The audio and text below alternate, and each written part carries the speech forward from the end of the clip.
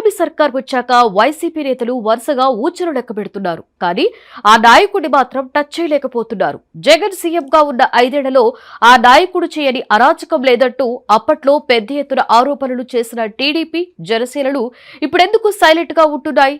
అప్పట్లో ఆ నాయకుడిపై చేసిన ఆరోపణలు మర్చిపోయినట్లేరా?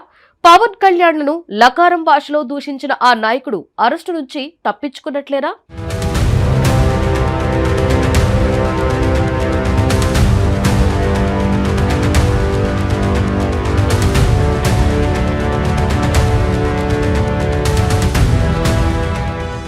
ద్వారంపూడి చంద్రశేఖర్ రెడ్డి ఈ పేరు ఏపీ రాజకీయాల్లో సుపరిచితం. ఆయన నోటి దురుసు గురించి ప్రత్యేకించి చెప్పక్కర్లేదు.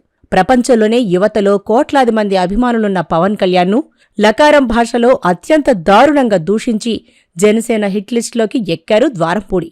అయితే కూటమి సర్కార్ వచ్చాక చాలామంది వైసీపీ నేతల అరెస్టులు జరుగుతున్నాయి. కానీ రేషన్ మాఫియాలో ఆరితేరి పేదల బియ్యాన్ని విదేశాలకు ఎగుమతి చేస్తున్నాడంటూ గతంలో ద్వారంపూడిపై ఆరోపణలు చేసిన జనసేన, టీడీపీలు ఇప్పుడు ఆయన్ను ఎందుకు టచ్ చేయడం లేదంటూ సోషల్ మీడియాలో పెద్ద చర్చ జరుగుతోంది.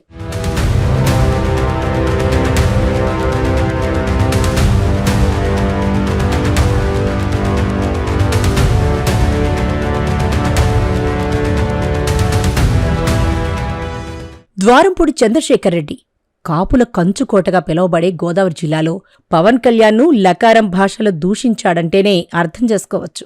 ఆనాడు జగన్ అండ చూసుకుని ఎంతలా రెచ్చిపోయారో అన్నది. 2009లో కాంగ్రెస్ నుంచి తొలిసారి గెలిచారు ద్వారంపూడి. కాకినాడ సిటీ నుంచి 5 ఏళ్లపాటు ఎమ్మెల్యేగా ప్రాతినిధ్యం వహించారు. వైఎస్సార్ మరణానంతరం వైసీపీలో చేరి జగన్కి అత్యంత సన్నిహితంగా పేరు గడించారు. ఇక వైసీపీ నుంచి 2014లో పోటీ చేసి ఓటమి పాలైన ద్వారంపూడి 2019లో గెలిచారు. ఈ దఫా వైసీపీ అధికారంలోకి రావడంతో ఆయన హవాకు ఎదురు లేకుండా పోయింది. ఆ ఊపులో ఆయన చంద్రబాబు, పవన్ కళ్యాణ్ మీద లెక్కలేనన్ని విమర్శలు చేశారు. వారి మీద ఎన్నో దారుణమైన కామెంట్స్ చేశారు.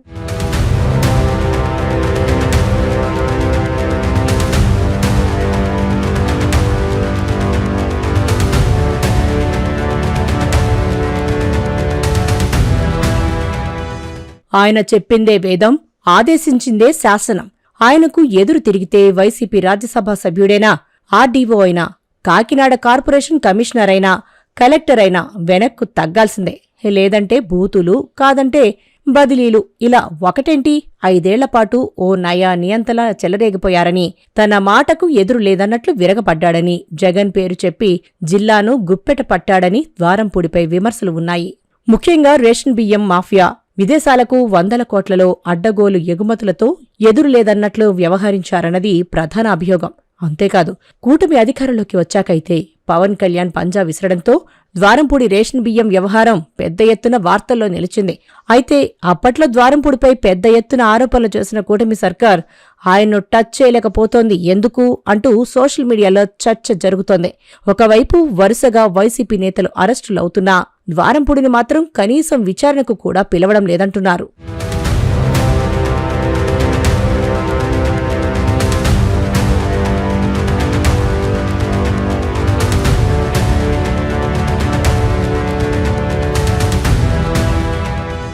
గత 5 ఏళ్లలో వైసీపీ అధికారంలో ఉన్నవాళ్లు సీఎం తరహాలో పెత్తనం సాగించారు ద్వారంపూడి. ఆయనపై కబ్జాలు, దౌర్జన్యాలు, అక్రమ వ్యాపారాలు అనేక రూపాల్లో ద్వారంపూడి విశ్వరూపం ప్రదర్శించి అవినీతి మేతలో రికార్డులు సృష్టించారన్న ఆరోపణలు ఎదుర్కొన్నారు. ఎన్నికల్లో వైసీపీ చిత్తుచిత్తుగా ఓడిపోవడం, అలాగే ద్వారంపూడి సైతం కాకినాడ సిటీ ఎమ్మెల్యేగా ఓటమి పాలయ్యారు. అప్పటినుంచి ద్వారంపూడి హవా తగ్గిపోయినా ఆయన గతంలో చేసిన అవకతవకలకు సంబంధించి కనీసం తాము చేసిన ఆరోపణలైనా కూటమి సర్కార్ పట్టించుకుంటుందా అన్న చర్చ జరుగుతోంది.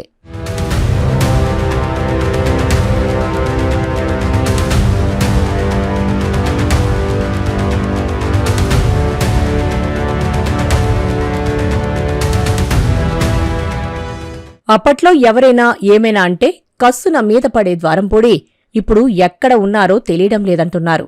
ఇక ఏపీలో కూటమి ప్రభుత్వం వచ్చిన తర్వాత ఆయన తన జాగ్రత్తలో తాను ఉన్నారని అంటున్నారు. తన కుటుంబ సభ్యులే నిర్వహిస్తున్న రొయ్యల కంపెనీలను కాలుష్యం పేరుతో కూటమి సర్కార్ సీజ్ చేసింది. దాంతో అలా తొలి షాక్ తగిలింది అని అంటున్నారు. ఇక దాంతో ఎందుకొచ్చిన రచ్చ అనుకుని ఆనాటి నుంచే ద్వారంపూడి సైలెంట్ అయ్యారన్న చర్చ సాగుతోంది. ఏపీలో ఎన్నో పరిణామాలు జరుగుతున్నా ఆయన మీడియా ముందుకు రావడం లేదని అంటున్నారు. గతంలో జగన్ను ఎవరైనా చిన్న మాట అంటే చాలు వెంటనే ప్రెస్ మీట్ పెట్టి రెచ్చిపోయేవాడు ద్వారంపూడి. కానీ ఇప్పుడసలు ఎక్కడున్నారో కూడా తెలియని పరిస్థితి.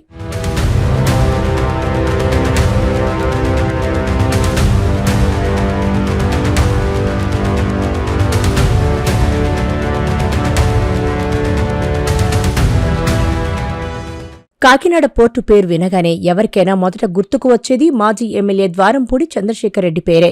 రేషన్ బియ్యం అక్రమ రవాణాతో కోట్లు వెనకేసుకున్నారన్న ఆరోపణలు చాలా కాలంగా ఉన్నాయి. ముఖ్యంగా జగన్ అధికారంలో ఉన్నంతకాలం ద్వారంపూడి చంద్రశేఖరరెడ్డి కాకినాడ పోర్టును తన అవినీతికి ద్వారంగా మార్చేసుకున్నారన్న ఆరోపణలు ఉన్నాయి.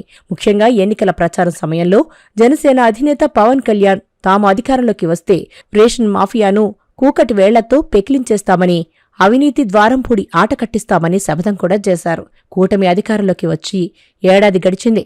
ద్వారంపూడి సామ్రాజ్యంపై పవన్ పంజా విసిరారు. పౌర సరఫరాల మంత్రి నాదెండ్ల మనోహర్ కాకినాడ బియ్యం మాఫియాపై ప్రత్యేక దృష్టి పెట్టారు. కొన్ని రోజుల పాటు కాకినాడలోనే మకాం వేసి రేషన్ బియ్యం అక్రమ రవాణాను నిరోధించగలిగారు. ఈ క్రమంలో ఆయన పలు గోదాముల్లో అక్రమంగా నిల్వ ఉంచిన రేషన్ బియ్యాన్ని సీజ్ చేశారు. రేషన్ బియ్యం పోర్టుకు వెళ్లే మార్గాలపై నిఘా వేసి నియంత్రించారు. దాంతో కాకినాడలో బియ్యం మాఫియా కొంతకాలం సైలెంట్ అయిపోయింది. ఈ మాఫియా డాన్ ద్వారంపూడే అన్నది కూటమి ఎప్పటినుంచో ఆరోపిస్తోంది.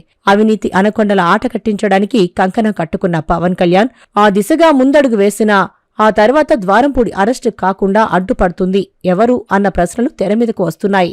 ద్వారంపూడిని పవన్ వేటాడినా ఆ వేటగాడి బాణం తగలకుండా ద్వారంపూడిని కాపాడుతుంది ఎవరన్న చర్చ సైతం మొదలైంది.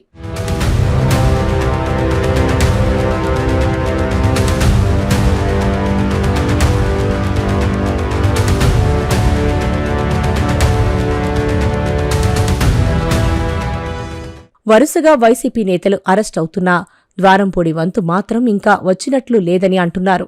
లేదంటే తెరవెనుక సెటిల్మెంట్ ఏమైనా జరిగి ఉంటుందా అన్న సందేహాన్ని సైతం కొందరు లేవనెత్తుతున్నారు.